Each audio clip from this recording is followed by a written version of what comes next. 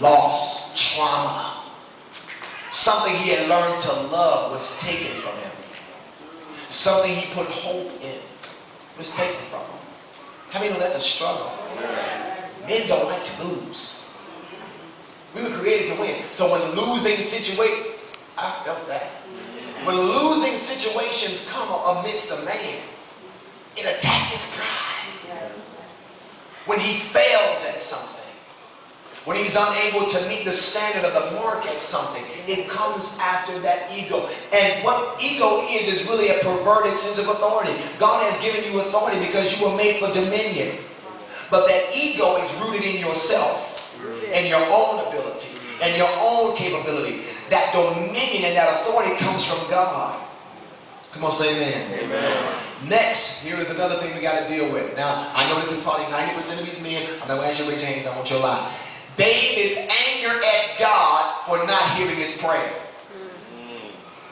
You see, a woman can go before the Lord and pray and pray and pray and pray and pray, and they'll get discouraged. But if a man go before the Lord and he prayed about something 2 or 3 times, he's pissed. He's angry. I'm not low. All right.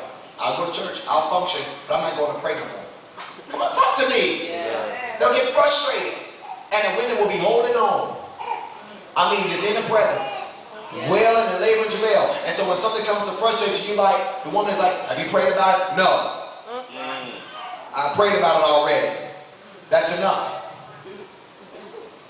David had to deal with that anger to God for unanswered prayers. I've asked you to deliver me from this. I've asked you to provide this. I've asked you to do this. You've not done it. So I'm going to let my woman beat me in the place of prayer.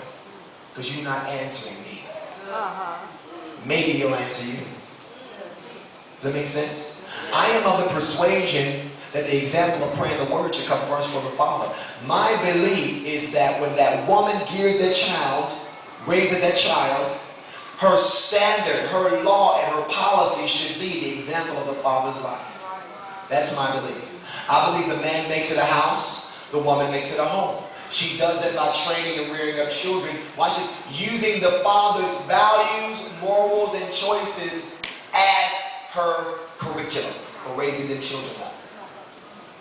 But most of the women are trying to convince the children to forgive their fathers, be patient with your father, that they can even use the father's life as an example.